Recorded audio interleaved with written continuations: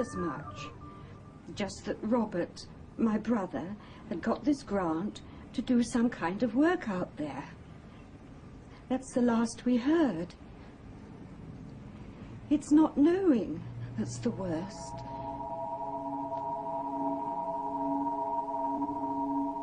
If I were to say I'd noticed anything unusual, it would really only be with hindsight. There was nothing strange about her behavior. She simply disappeared.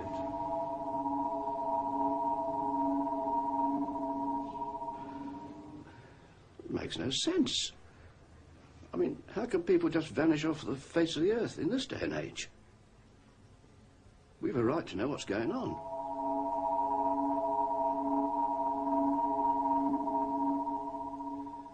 Those people you've just seen have all lost someone close to them. A relative, a colleague, a friend. Lost in mysterious circumstances, sudden and inexplicable disappearance without trace. If you're wondering what this sort of story, important and even tragic though it may be, has to do with science report, well, we have to go back in time some 18 months, when we began work on another film which examined the scientific brain drain from Britain.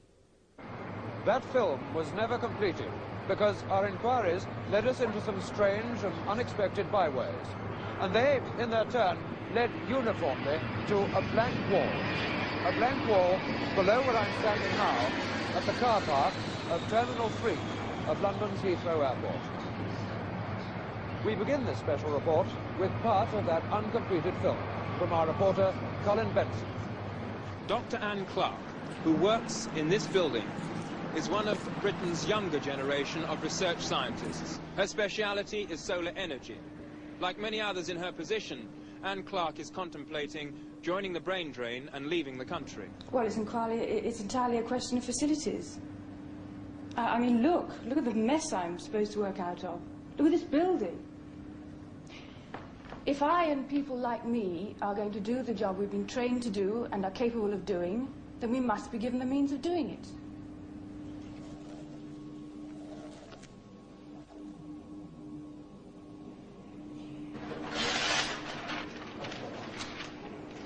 It's looking far better today.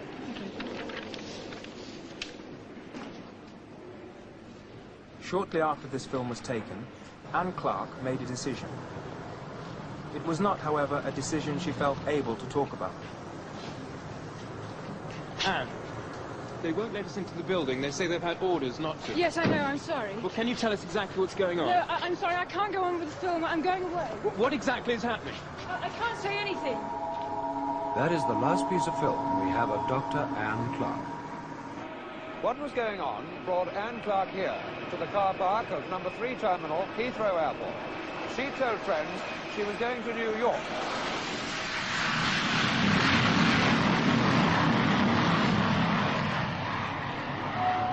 British Airways to New York, flight 501. Passengers should go through passport And yet there's no control record on of the Anne first Clark floor to the leaving this departure airport lounge. on that or any other day. The only evidence she was here at all is her abandoned car.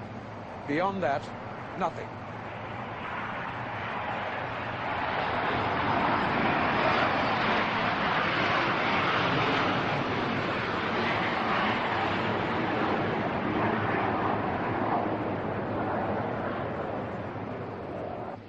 Well, I've done everything I can to try to get some kind of answer. But there's nothing. They just say, we're sorry, but we don't know anything about your brother. Robert Patterson is, or rather was, a senior lecturer in mathematics at St Andrews University. These photos were taken by his sister when he, with his wife Eileen and 2 children, left this house on the morning of November the 9th, 1975, and set out by car to London's Heathrow Airport. What happened after that, we don't know.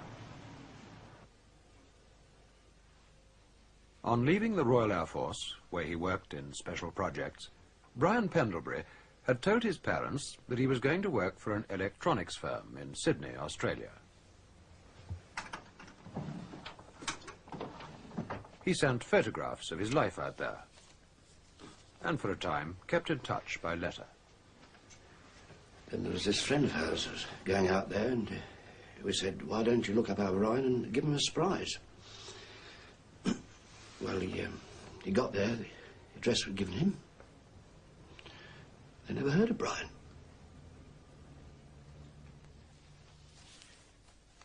Despite the letters and photographs, which remain unexplained, there's no further evidence about Brian Pendlebury other than the fact that his name appears to have been checked in at London's Heathrow Airport for a flight to Sydney.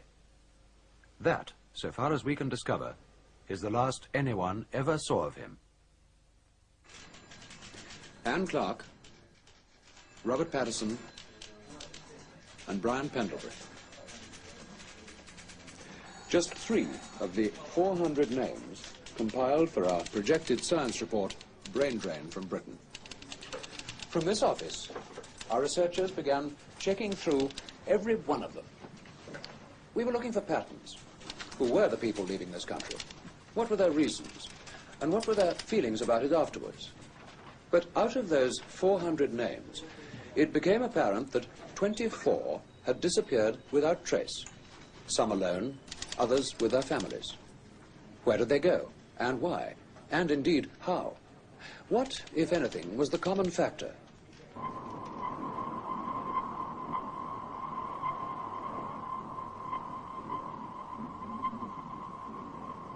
Jodrell Bank Radio Telescope, where, although no one realized it at the time, the second part of our complex story was beginning to unfold.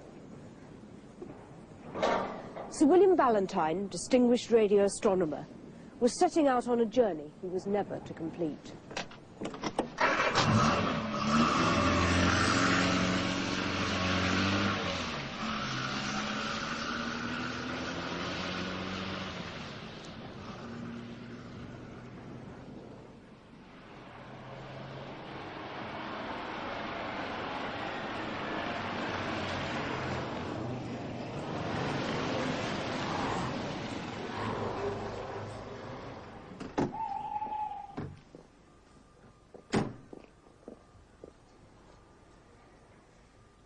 Ballantyne was a worried man. That much we know from a phone call he made from this isolated box, not far from the main London motorway.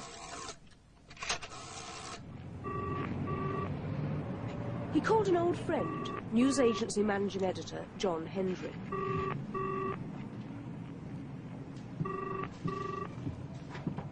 And how did he seem to you?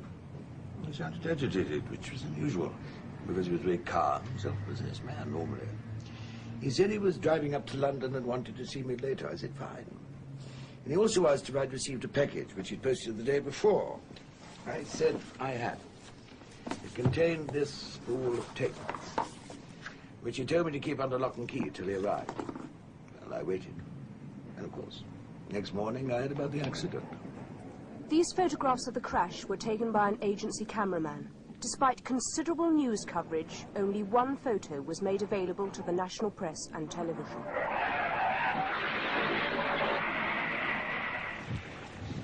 Our own independent experts examined those photographs and the site of the accident itself, where I'm standing now. They drew no firm conclusions, except to say that the cause of the accident remained, to them at least, peculiarly unclear. But what of the videotape, which Ballantyne had been so anxious to get safely to his friend John Hendry?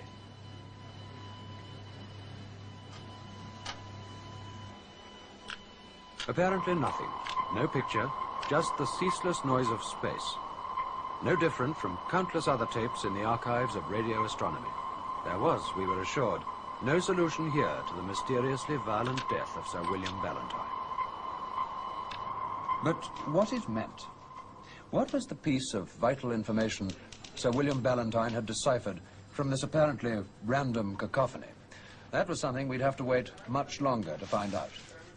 In the meantime, however, something happened which, at least at first, seemed to offer us some sort of a clue. An outside telephone call was put through to the science report office. I found myself talking to a man with an American accent who refused to give his name or any other details of himself over the phone. He told me only that he had met Sir William Ballantyne on a visit the British astronomer had made shortly before his death to NASA Space Headquarters in Houston, Texas. We arranged to meet not far from here in 1 hour's time. Okay, I'm ready. What you are about to see may be considered by many of you unethical. However, we believe that in the light of subsequent developments, our action was justified. Benson was equipped with a miniaturized transmitter so that we could record the conversation between them. And a hidden camera was positioned near the market where the meeting had been arranged. Colin Benson. Yes, hello. Can we talk here, or would you like to go back to the office? No, we're all right here. Listen, something I have to know. How far are you going to go on this thing? I mean, all the way. That's what I'm here for. Can you help? Oh, I can help. But we do this thing my way, okay? Okay, fine. Let's walk on a little bit, okay? I'm sorry if I seem a little bit nervous. It's me, because I am. Nervous? What? Contracting a fatal case of measles, you know what I mean? Like Valentine. You know what happened to him? I know why it happened. And I gotta get it on record before they find out I'm over here. They? Who are they? Listen, let's just stick to me telling you what I have to tell you, okay? Okay, fine. This address tomorrow morning, 10:30. Bring everything you got. Cameras, tape machines, witnesses. That's the kind of protection I need. I'll have everything for you there.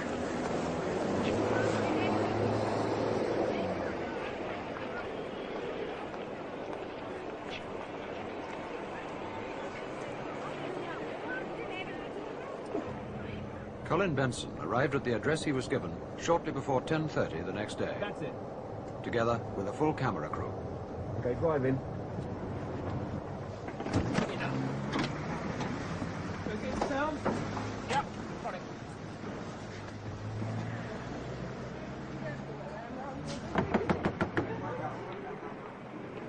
Eventually, the door was opened. We show you the next part of the film, uncut, and exactly as we shot it on that day. Take one.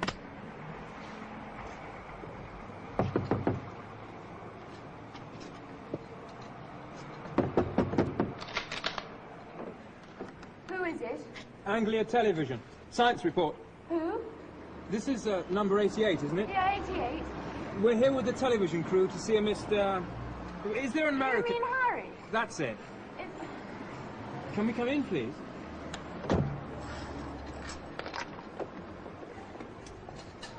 You really are the telly. Thank you.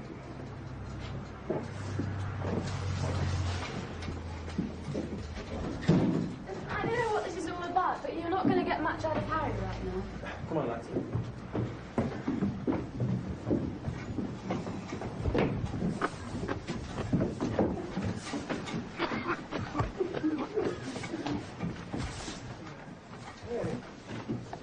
What is it? They said you knew them. Yesterday. You remember? Oh. Leave me alone. What's the matter with him? Get them away from me. You better go. Look, is he on acid or something? Just get out of here, will you? Answer our questions. No, Harry! Don't be an idiot, please! Go away! All right, he's going.